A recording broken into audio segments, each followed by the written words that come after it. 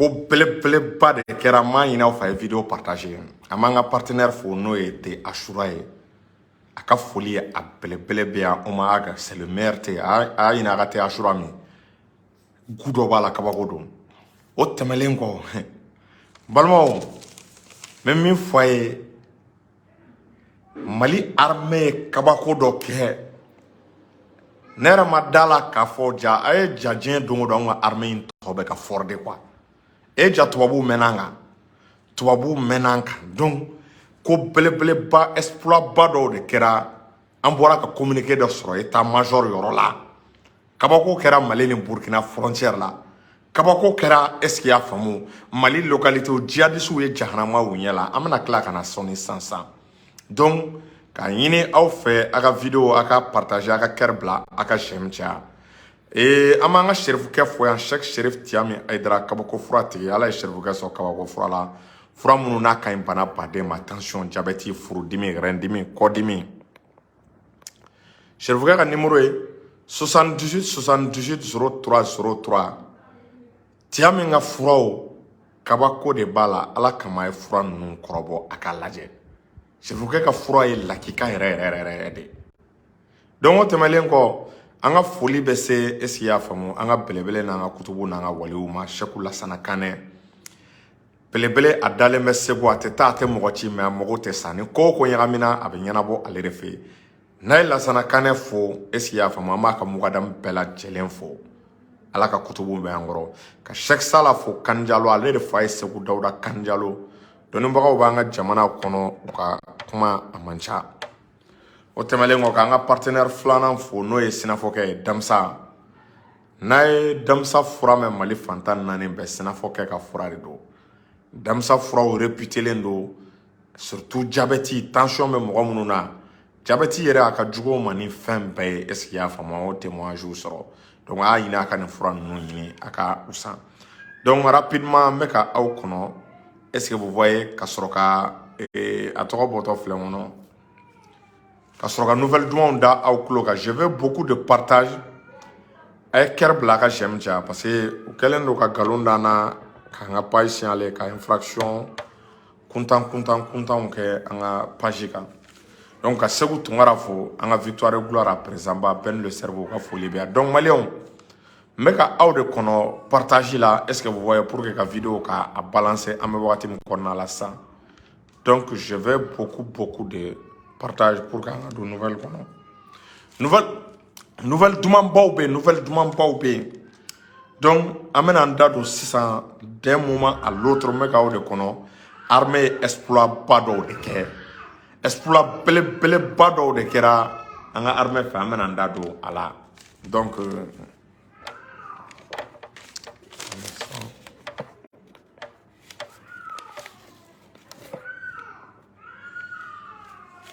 voilà ok donc balma maliyɛnw an b'aw fo k'aw barikada a balimakɛ n'aw denkɛ don Amara Sila jury chercheur Mali état major ye communiqué dɔ de bila n balimaw tɔw bɛna sɔn a ka armée ye wallahi aw tɔw bɛ sɔn a ka armée ye armée ye nin communiqué bila est-ce qu'il y a faamu communiqué in bɛ da communiqué in date ye 10e mois n'i ma fili bi ye le 10 de 2e mois 2023 Mali armée ka communiqué maliyɛnw a bɛna dɔn nin émission senfɛ ni armée b'aw bolo ou bien armée tɛ aw bolo a bɛna dɔn wallahi ni émission senfɛ Mali armée bɔra ka communiqué dɔ de bila communiqué min b'a yira k'an ka armée ye lahawta kabako a ye jahanama a y'o de jigin terrorisiw kan ni minɛ mɛlɛkɛ a y'o de yira terrorisiw la Mali armée y'a yira bi est-ce qu'il y a faamu ko ja Barkani nana bloc de la ja Barkani mana opération na ja Barkani ye c'est-à-dire ɲɔgɔn nɛgɛ galon opération ma tɛmɛ Barkani kan ja Barkani bɛ se ka baara o baara kɛ Mali armée bɛ se k'a kɛ kabako de don quoi est-ce qu'il y a faamu c'est-à-dire u ka communiqué la Mali n'i y'a ta k'a lajɛ an ye opération 11 opération aéroportée opération 11 opération aéroportée o kɔrɔ ye an bɛ terrorisiw an bɛ b'u kalama u bɛ boli la ou bien u dogolen yɔrɔ dɔ la an bɛ cɛw doni avion kɔnɔ ka cɛw fili para fɛ a bɛ para ye bere rouge bɛ jigin para min na dɛ u bɛ cɛw fili para de la ka taa bari terroriste la i n'a fɔ a bɛ film commando ninnu ye film commando ninnu a b'a ye cogo la a b'a kalama Mali an ka armée bɛ se ka o film ninnu tourner tellement que armée professionnelle do an ye 11 opérations aéroportées o b'a yira sortie 11 nin yɔrɔ la an ka cɛw sûrement an ka commando parachutiste n'o y'an ka bere rouge o kɛlen bɛ ka baara kɛ nin yɔrɔ la force spéciale BAFSI Assimi ka unité ani Forzati ninnu olu kɛlen bɛ ka baara kɛ nin yɔrɔ la parce que i b'a ye k'a fɔ opération aéroportée minnu bɛ kɛ le plus souvent force spéciale de ka baara ye olu de bɛ parachuter ka jigin ka bɔ avion fɛ o bɛna dankari kɛ jugu la k'an y'o 11 opérations i b'a kalama an y'o de kɛ est-ce que i y'a faamu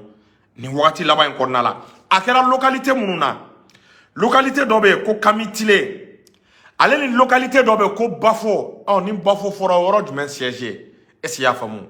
n ko Bafo n'i y'a ta k'a lajɛ je pense Assimi ka unité bɛ Bafo ani Sofara o yanfan ninnu na n'o ye est-ce que i y'a faamu a bɛ fɔ minnu ma BAFSI mɔgɔw o tɛmɛlen kɔ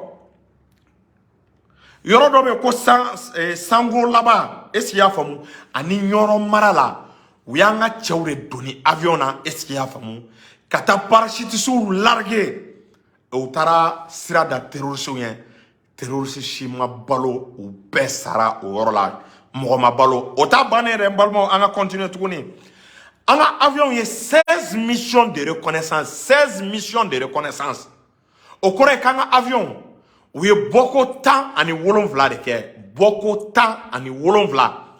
ka taa jugu ɲini ka jugu sɛgɛsɛgɛ jugu bɛ ka don wo min kɔnɔ jugu dogolen bɛ wo kɔnɔ a bɛ mɛnɛmɛnɛ wo de kɔnɔ a bɛ kulu wo de kɔnɔ an ye 16 sorties nin b'a yira k'an ka satellite ye baara kɛ an ka avion minnu bɛ reconnaissance kɛ an ka drone ninnu u jɔda yira nin yɔrɔ la est-ce que i y'a faamu olu ka baara kɛ nɔ o yira nin yɔrɔ la a ma ban dɛ balimaw a bɛna sɔn tuguni Mali armée 9 frappes aériennes état-major de bɛ ka nin bɛɛ fɔ n bɛ ka état-major ka communiqué le kalan an ye 9 frappes aériennes 9 an ka avion ye sortie 9 kɛ 9 frappes aériennes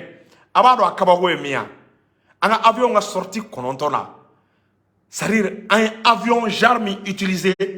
i b'a kalama est-ce que i y'a faamu a bɛ avion genre 3 bɔ an ye avion genre 3 ka se avion genre 4 de ma i b'a kalama k'a ye ninnu de utiliser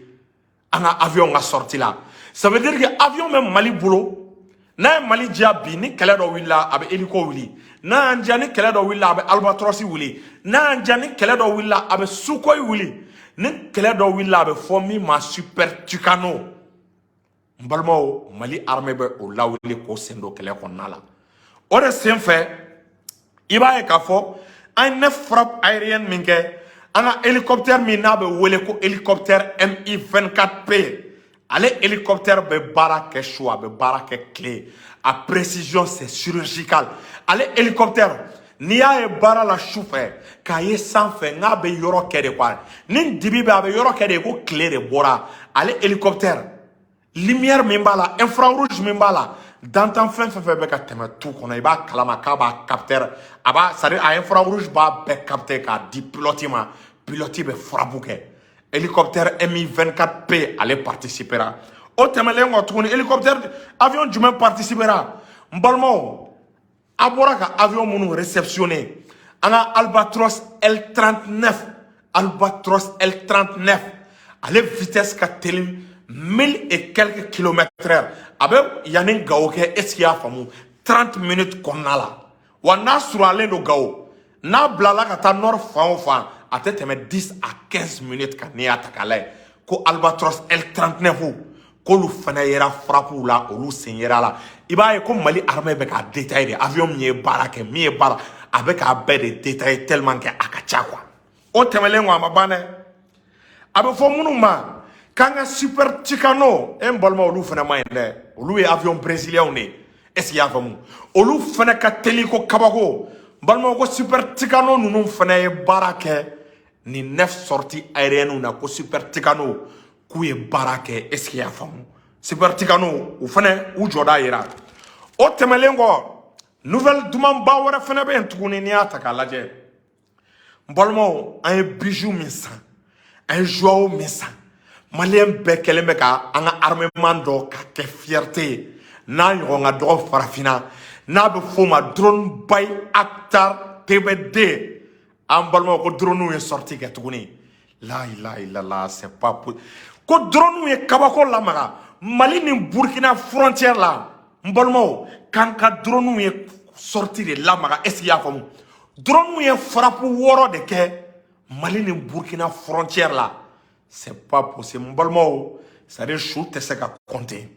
su tɛ se ka compter Mali ani Burkina frontière la Mali drone ninnu a bɛ fɔ minnu ma TBD by Akhtar ale t'i gɛn k'i ka boli ka taa k'a to quoi ni drone y'i gɛn dɔrɔn min ka nɔgɔ i ma hali k'i jɔ i k'i tɛgɛ fila kɔrɔta sinon drone ninnu ale t'i gɛn ale tɛ taa cible nɔfɛ k'a ka cible jɛ a ka mission échec t'a la a ka mission bɛɛ ye réussite totale le 100% est-ce qu'il y a faamu drone TBD by Akhtar o drone TBD by Akhtar k'a ye sortie wɔɔrɔ de kɛ n balimaw c'est pas possible Mali Burkina frontière la kabako kɛra yen dɛ n tɛ nɔgɔ la kabako kɛra yen localité minnu a b'a kalama Mali ni Burkina frontière k'a daminɛ Boni Mondoro Mali Bulkesi Mali ni Burkina frontière tɔ k'a ye nettoyage ni saloli de kɛ armée de ye nin communiqué kɛ quoi est-ce qu'il y a faamu k'an ka drone TBD n balimaw a ye wari fara ɲɔgɔn kan k'a don minɛn min na a ka wari ma kɛ fu yɛrɛ n balimaw Mali bɛ ka minɛn min san nin tɛ défilé kɛ minɛn yɛrɛ nin ye duguci minɛn de ye défilé kɛ minɛn tɛ nin tɛ so parlant ye ninnu ma san théâtre bɔ kama a ma san yɛrɛ yira kama ninnu sara fagali de kama i binna Mali kan yan i b'a sɔrɔ an pɛrɛlen don k'i détruire k'i ka baara bɔ sen na n'i y'a ta k'a lajɛ est-ce qu'il y a faamu donc n bɛ min fɔ aw ye cɛ aw hakili cɛ kow bɛ ka kɛ ko ye o de la ja Faransi nana an bloku u nana opération Barkhane a bɛ tan a finnen don drone m'an bolo ja ninnu bɛ se ka baara fɛn fɛn kɛ Mali armée bɛ se ka nin kɛ san 8 k'u ka nin baara de kɛ u dɛsɛra Faransi tile 1 ma deli ka nin sortie kɛ Mali armée bɔra ka sortie min kɛ ka avion genre 4 a sini si tɛ kelen a suguya sini si tɛ kelen Mali armée de filɛ ka baara kɛ ni o bɛɛ ye ka dimi don terroristes la fo a dan ka dimi kɔnda don la plus de 6 frappes aériennes o de kɛra ni drone TBD by Akhtar Mali ni Burkina frontière la n ko siw tɛ se ka compter quoi siw tɛ se ka compter tellement que a kɛra satisfaction dan ye o tɛmɛlen n bɛna bilan fɔ aw ye est-ce qu'il y a faamu a ma ban dɛ Russiw ka matériel cɛjugu dɔ bɛ yen est-ce qu'il y a faamu ko grade 2M a bɛ wele de lance roquette multiple de don lance roquette multiple grade 2M a portée bɛ taa plus de 45 km n'a ye frappe kɛ hali n'i dogo kulu de kɔnɔ a bɛ kulu ta ye de ka kulu frappe kan est-ce qu'il y a faamu ni ala ma jan kɛ kulu gabakuru minnu bɛ bɔ a déflagration na n'a ye cɛ o cɛ sɔrɔ a b'i kan tigɛ ka taa n'a ye a b'a kalama o lance roquette grade 2M ni armée malienne a utilisé ye n balimaw o fɛn in ye a cɛman ye walahi a baarakɛ nɔ man ɲi a baarakɛ ukrainien b'a dɔn an bɛ ka matériel min fɔ walahi ukrainien b'a dɔn Russie dɔn tɛ kɛ ko Russie t'a matériel utilisé ukrainien kama n balimaw k'an ye frappe de kɛ ni o lance roquette grade 2M ni cɛ an ka artillerie u kan ka foni na artillerie puissant dugumamɔgɔw char blindé tigiw a b'a kalama n balimaw fɛn b'an bolo min tɛ minɛ ye quoi a y'aw hakili sigi a k'aw jigi sigi o tɛmɛlen kɔ i b'a kalama Mali a m'a dabila dɛ an continuera mɔmɔni de bɛ ka kɛ n'i ye Mali sanfɛla lajɛ bi maliyɛn bɛɛ bɛ se k'o seere dɔn tɛ kɛ k'i mana Mali sankolo lajɛ k'a daminɛ Bamako fo Kidal k'i tɛ avion dɔ mankan mɛn ko avion bɛ diɲɛ do c'est à dire hali n'i kunkolo kɔrɔ tan san kabanɔgɔ la i bɛ avion dɔ ye munumunu na ko avion bɛ surveillance de la balimaw min ye satisfaction ye cɛ an ye ko in faamu dɛ i b'a kalama k'an kɛlen don ka priorité de ka frontières de sécuriser avion bɛ munumunu na frontières la avion bɛ munumunu na Bamako avion bɛ munumunu na sanfɛ avion tɛ ka di an ka pilote yɛrɛ tɛ sunɔgɔ sisan an bɛ wagati min na mais i b'a kalama k'an ka pilote bɛ si avion da de la u tulo k'a mɛn dɔrɔn ko frappe kɛra nin yɔrɔ la ordre ka d'u ma i b'a sɔrɔ pilote bɛ avion da la automatiquement a bɛ don avion kɔnɔ ka wuli ka taa ka mission kɛ ka taa bonni kɛ ka tila ka segin so n k'o donna an ye image ye drone TBD Bayaktar Mopti yanfan na a bɔra ka taa ka frappe kɛ k'a ka mission réussi a tilala ka don f'i b'a jigintɔ ye dɔn a bɛ ka don ka t'i da ka base kɔnɔna la mission réussilen c'est-à-dire n balimaw armée bɛ joie dɔ d'a ma c'est-à-dire an b'a fɔ Mali armée n'an m'a to tan a b'an kiri ni joie yɛrɛ a y'a to tan quoi c'est-à-dire u bɛ ka matériel fɛn fɛn bɛ ka tiɲɛni kɛ bi terroristes kun armée bɛ ka matériel bɛɛ détaillé a kɔrɔ ye mun de ye a k'a dɔn n balimaw a bɛ ka wari don c'est-à-dire a ye wari min di armée ma k'u ka minɛn san u bɛ k'a yira u la k'a minɛn kelen kelen bɛɛ bɛ baara la k'a minɛn kelen kelen si mana kɛ soparla ye a ye wari don minɛn min na armée bɛ k'a yira de ko minɛnw ko baara de bɛ ka kɛ ni a ye quoi k'a k'aw hakili sigi a k'aw jigi sigi o de senfɛ a ma ban dɛ plus de 82 terroristes bi seegin ani fila o de fagara il y a 3 jours l'armée avait tué est-ce qu'il y a plus de 37 terroristes. En 37 terroristes. L'armée a neutralisé, sorti ni femme plus de 82 terroristes. 82 terroristes, Mali armée au defaka. Balma yoro me fait no fois drone ngoni. No le fakale ka luka shoot se ka compter quoi.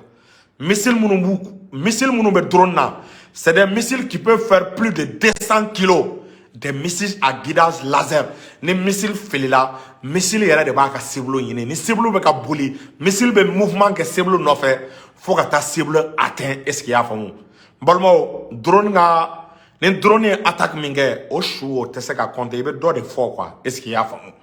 Mais a bila u kunna tiɲɛni donna terroristes kun, dimi donna terroristes kun, magosa donna terroristes. Plus de 82 terroristes o de bɔra baara la. Plus de 35, est-ce qu'il y a famou? Ni à Tagalé. Plus de 10 bases, est-ce qu'il y a famou? Ou ka base min détruira. Agacha plus de 10 bases terroristes. Basé au camp, ou ka entraînement, ou ka marfa, ou ka munitions, ou ka doumino. Quand on ka base tant y'auront de détruire ni à Tagalé. Plus de 10 bases terroristes. Mali armée ou de détruire. Ka 35 terroristes en une monnaie. 35 terroristes. On va dire que nous avons une armée professionnelle. Et bien, l'armée doit être quelqu'un, mais à tissa ka tchaou mene prisonnier là. Mais on va armée be quelqu'un, avec quelqu'un prisonnier ou mene quelqu'un qu'on a là, qui to quelqu'un là, ka tchè karaba mene, ka tchè nyanama mene, est-ce qu'il y a famou? Kana ka marfa mene, faut 35 nyon. Tchembalma ou bêtise ko kere, est-ce qu'il y a famou? Un instant. Iba ye ka fo, armée bêtise ka au bara suke wako amye au bara de ke un instant aya keto bilama bane esi ya famu amaba amena un moto tanduru plus de 15 motos détruits un moto tan aninduru esi ya famu plus de 15 motos détruits moto tanduru ore détruira ni atakale. Plus de 80 engins, ou bien matériel mounouké, mini, koubla mouronien, ni strasou yelena ka bouga mobili perin. Est-ce qu'il y a un bouga mobili sauté avec deux bana? En haut 80, en un génie militaire, ou bien fournir là, 80 mine bichegin. Génie militaire aurait désamorcé. Est-ce qu'il y a un mine bichegin à Bostrala là? Ou bien il y a la population msegata, ka voye vient que à ce là, ka sur conséquence batala. Au temelen mobili duru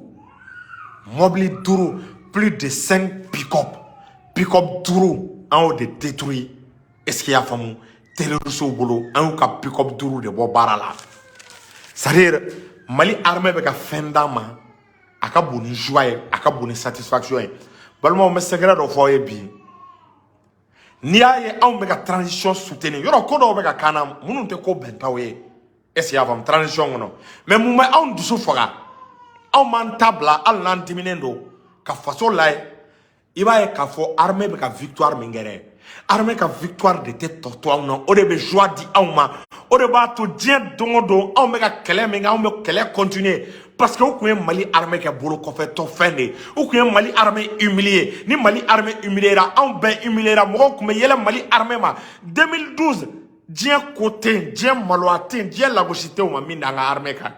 kanga mo te che jaja anga mo e che jamina ngutaya de bula mina ne kuntu bolo jaf trobu be bara fa ve ga armée ka bara ke no kay ni tubabu tay ni France kuma tay ska nguma do ka armée be seni bara la ha ni France kuma ta nguma do ka armée be sika seni bara la avion nani armée mi ma utiliser à Chine chite kele ka avec des moyens de renseignement le Mali a plus de 60 avions de combat. Assimi prévoit de nous acquérir plus de 160 avions de combat. Au début, Assimi a projet là d'ici 2 ans. Avions keme en bioro, drones sendola, radarou sendola, avec des systèmes de défense anti-missiles au Loubebala. Est-ce que vous voyez? Donc, Mbalmao, Amao Fo, Kao Barkada, Aïson, Anga armée, Kouka continue de communiquer fait. Armée, ni avion mi bara minke a nyefo anye abe joie di antom abe population aklisiki am mago be Sukhoi 20 parce que ni communiquer la ma Sukhoi 25 nga bara me am faire ka Sukhoi 25 fene ka bara me dans les jours à venir Sukhoi fene be ka bara me nga am fait ko mais parce que comme ni communiquer la ba soro we bara ke ni anga avion Sukhoi nani ne est-ce que vous voyez Super Tucano L39 Mi-24P, est-ce qu'il y a fait allez une drone. Sinon, avion Tibora Bamuro, Baramakeni Mi-171 Nina, Baramakeni Mi-35P Nina, est-ce qu'il y a fait Baramakeni Mi-8, comment on appelle là Mi-8, Baramakeni Oe Nina, Baramakeni Sukhoi 25 Nina, est-ce qu'il y a fait nous nous payons avion, nous nous mambolo en quantité, est-ce qu'il y a fait donc, à même mi fort. Mali armée alsa ay continuer ni communiquer na bravo ni ne be an aklisigi ni ne be an jigisigi Mali chef d'état-major en bafu ka Sadio Camara fu ka Shogel ko kala maiga ka fo le premier ministre l'imperturbable aka foli bien ania ni barabe ka ke Shogel le sona ka administration ka gouvernement ka budget réduit. Est-ce qu'il y a fait mon budget réduit, qu'à 100 milliards économisés sur 100 milliards, qu'à 70 milliards, ni Assimiga Yamara n'a qu'à instruction, qu'à 70 milliards, t'as dit quoi armée qui équipée, quoi armée ni faux et manquant. Tiens, mais chogel forêt. Est-ce que vous voyez, mais chogel faux. Donc, est-ce qu'il y a fait mon et m'bolma do voilà, que le Sukhoi 25 est trop puissant, apparemment il va se rendre. Sukhoi 25 ni qu'elle m'a blé, Sukhoi 25 te willio. Ça c'est très puissant. Et va sur le monde là mais dans le mal, l'armée a communiqué. Amna Sukhoi 25 ou baranoï. Parce que Mali, un ward dominant fin là, on va faire un baraque nord. Ou quand donc, quand on mena au massa, défilé qui est les kama, quand on mena au sana clair les kama. Est-ce qu'il y a femme? Ambe au blanc, salam alaikum.